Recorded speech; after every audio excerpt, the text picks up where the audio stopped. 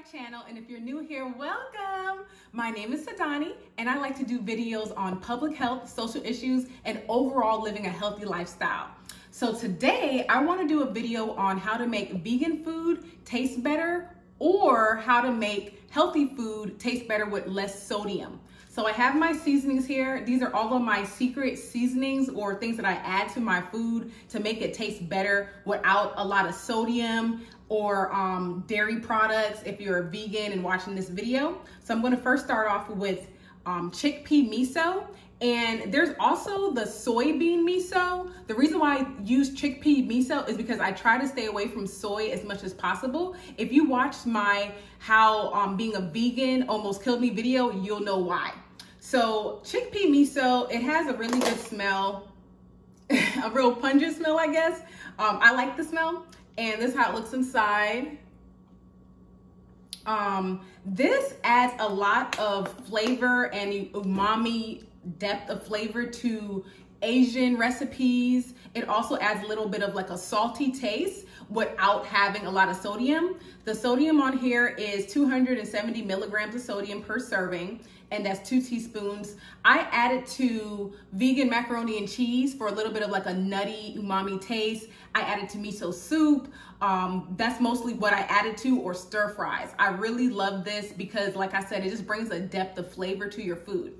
Apple cider vinegar, oh my gosh. This, I need to do a video just on apple cider vinegar alone, but I add this a lot to macaroni and cheese, vegan macaroni and cheese.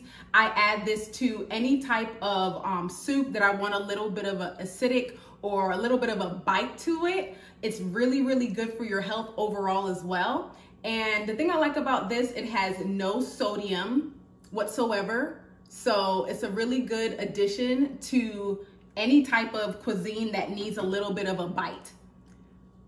Okay, this is a staple, Old Bay seasoning. This seasoning has 95 milligrams of sodium, which is awesome if you have hypertension or someone that's trying to keep your sodium down. Especially in the African American community, there is a big issue with the chronic disease of hypertension or high blood sugar. So when I cook, I use Old Bay seasoning because it has less sodium. And as you see right on the label here, it says 30% less sodium.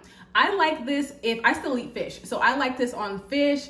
If you're doing like a mock seafood recipe, if you're a vegan and you're using palm hearts or artichoke hearts to make crab cakes, this is a great addition. If you're having mock meat shrimp, that's also a great use for Old Bay seasoning. Stir fries, just overall anything that you want to use it for to take away from using too much salt, you can use Old Bay seasoning for as well.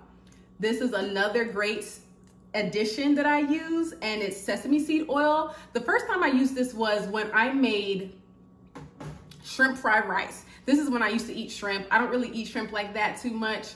Whole nother story. But when I used to eat shrimp a lot, I used to make shrimp fried rice, and it has such a nutty taste to it, and it makes it taste really authentic, or like you got it from a Chinese restaurant. And I know sometimes Chinese restaurants are not authentic, but you know what I mean. Just it tastes a little bit more depth of flavor. And the sodium, let's see. The sodium here is 0 milligrams. So it's a great way to add a little bit of nuttiness, a little bit of flavor to a lot of Asian recipes. Okay, so this is German style sauerkraut. I eat the sauerkraut, but I use also the sauerkraut liquid to add a little bit of that funk that you're missing from vegan macaroni and cheese. A lot of the time, vegan macaroni and cheese is really one note-ish, but when you add a little bit of this liquid to your macaroni and cheese, especially if it's dairy-free, you get that nutty, cheesy, funky flavor that a lot of cheeses has. So it's a great way to add that flavor without having dairy in it. And then the sodium's a little high, I ain't gonna lie. The sodium is about 440 milligrams on here, but it's still a great addition, especially if you're avoiding cheese.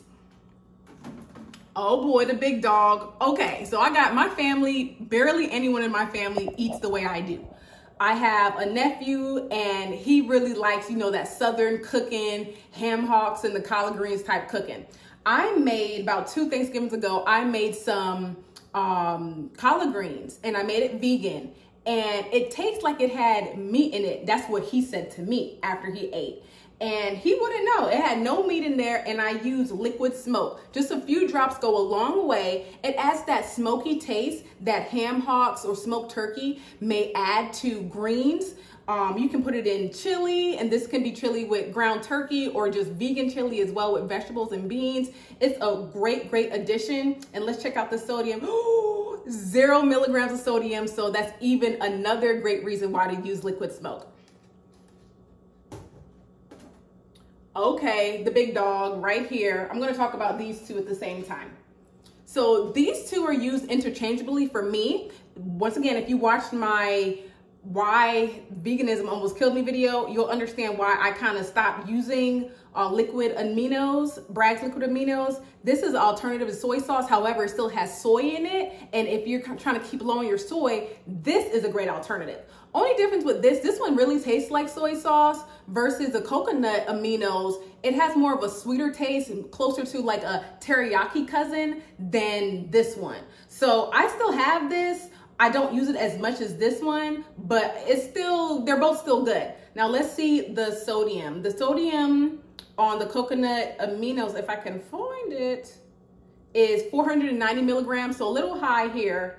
And this one's 310 milligrams. So you're winning. If you don't mind eating soy still, you're winning by taking the liquid aminos. Once again, this is good for soups, it's stir fries, anything that you want to replace liquid or replace soy sauce with. It's also good if you made something and it's really not popping and you just want a few drops. That's good. Same thing with this one. This is a little thicker, so it's also really good for marinades as well.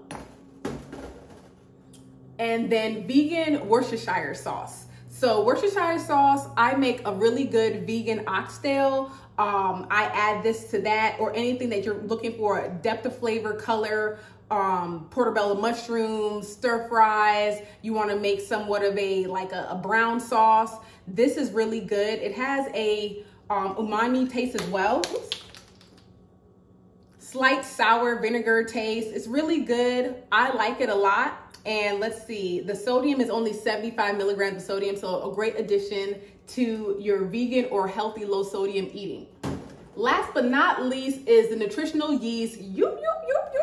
A lot of people know about this. It has a lot of nutritional value to it. It has a lot of B vitamins, potassium, and folate as well. And it also has 5 milligrams of protein, which is great. So this seasoning is really good. People put it on popcorn. Once again, anything that's cheesy. It has a nutty taste. It's also yellow, so it adds that color as well. I like it, but I don't like it as much as I used to, because once I started using this, I realized that the nutritional yeast, that nutty flavor, is not as much as the chickpea miso.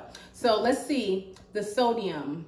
20 milligrams of sodium. Once again, another winner if you're looking for low sodium additions to your food that have flavor. So these are my staples. These are my secrets. Now y'all have my secrets to why my food tastes so good. And if you ever tried my food, you know that my food tastes good. You know my food tastes good. So once again, tell me below, do you use any of these seasonings? If you did, do you like it? Do you see something here that you want to try? Comment below. Or something that's not here that you use. Comment below and let me know, how do you make vegan food or healthy food taste better without using a lot of sodium? Oops.